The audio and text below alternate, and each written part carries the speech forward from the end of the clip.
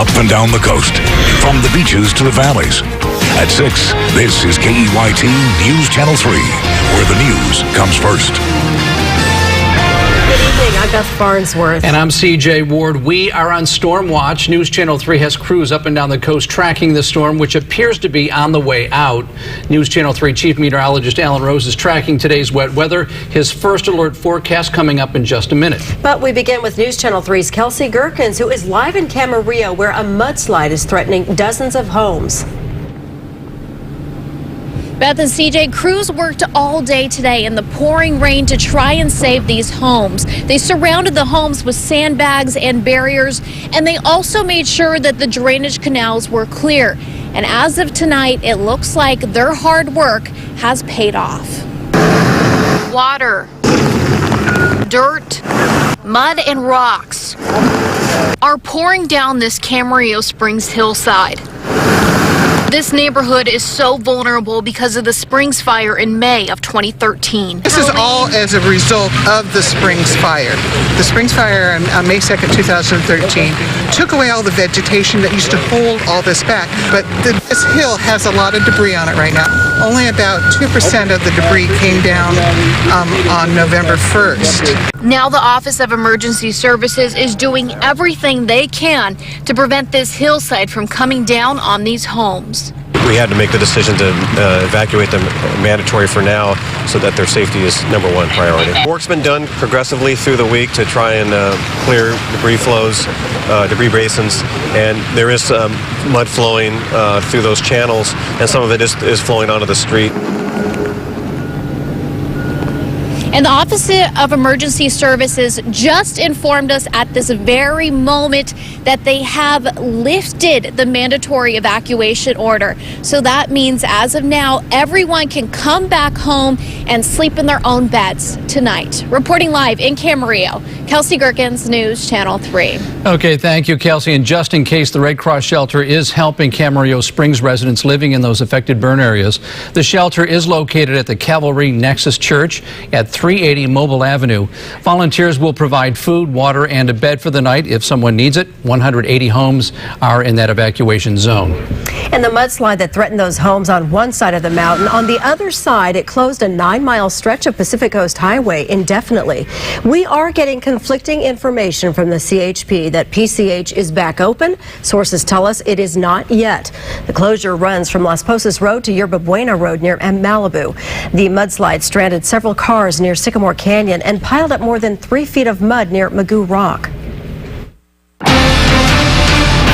We'll turn things over now to News Channel 3 Chief Meteorologist Alan Rose to see if any more rain is headed our way. Alan? There's still some showers out there, but overall it's a much quieter night versus what we saw earlier this morning. We have this line of showers setting up from Point Arguello eastward into Santa Barbara. Most of this as you approach the Santa Barbara area is up over the Santa Ynez Mountains, but still some additional showers possible late tonight as we still have a lot of lingering moisture and instability left in the atmosphere. Here's the Gaviota Pass right here. We can see some rain showers out there.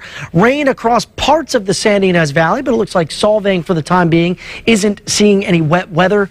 Generally seeing dry conditions around Carpinteria and Santa Barbara, but a few showers in and around the Goleta area and across the spine of the Santa Ynez Mountains.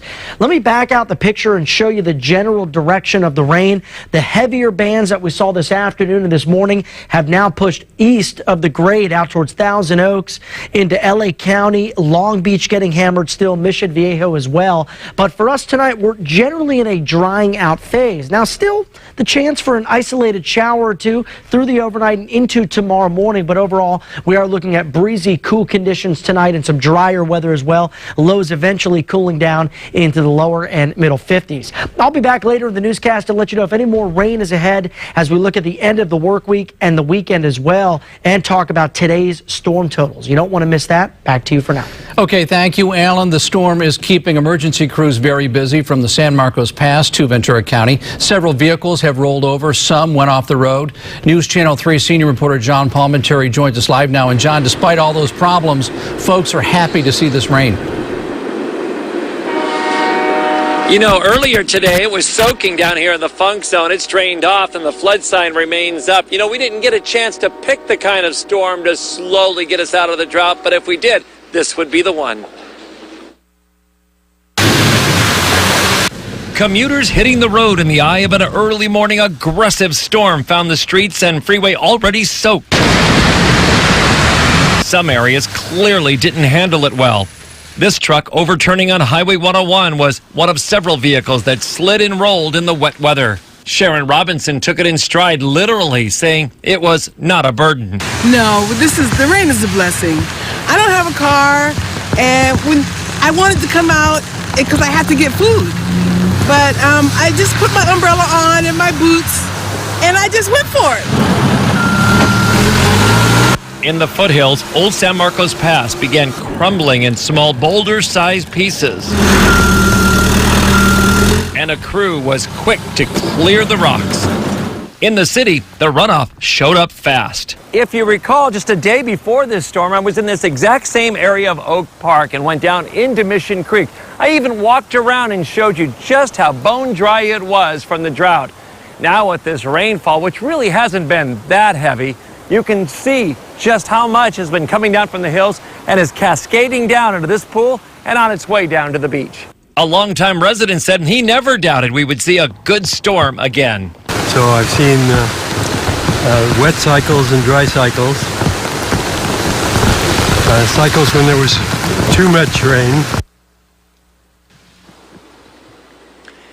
There was also a little hamming it up this morning as well when a little pig got loose on Highway 101 in Buellton, ironically right near Pea Soup Anderson's.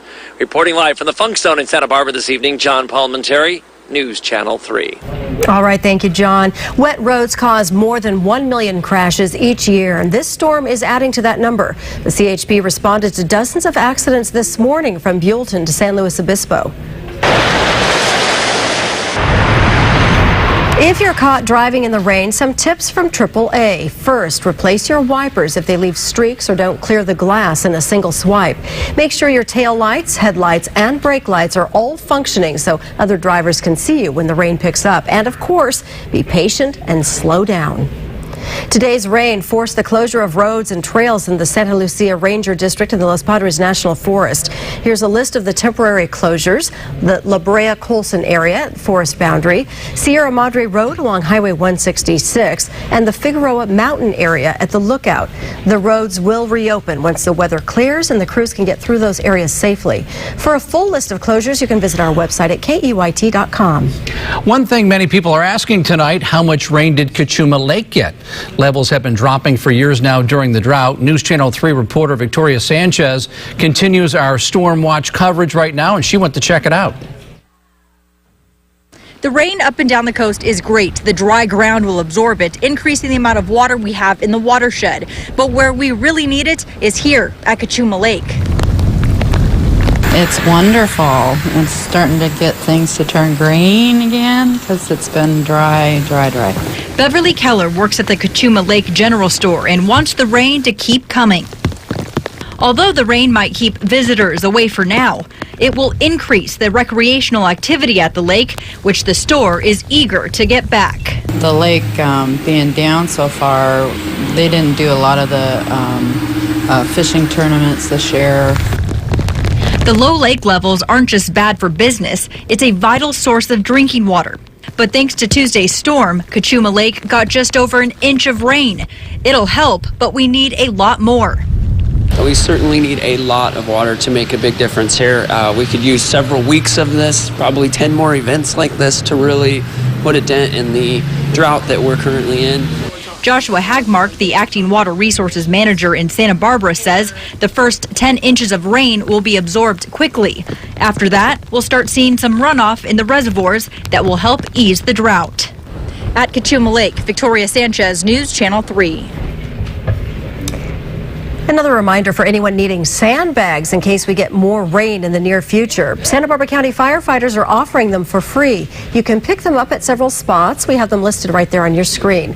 They include the County Fire Station in Goleta, the Santa Maria Maintenance Yard on West Foster Road, the Santa Ynez Fire Station on Airport Road, and Montecito Fire Station number 1. Warming centers in Santa Barbara County are open tonight for homeless adults and for children. We've got a list of places that will be open started at 6 o'clock tonight until 6 tomorrow morning. Unitarian Society of Santa Barbara at 1525 Santa Barbara Street, First Congregational Church at 2101 State Street, and the Salvation Army in Santa Maria at 200 West Cook Street. And for the very latest on our storm coverage, you can log onto our website, KEYT.com. Another recall is underway for General Motors. Find out if your car is one of them. And is there a hidden tax when you fill up at the gas pump? You may be surprised. More on that story coming up on News Channel 3 at 6.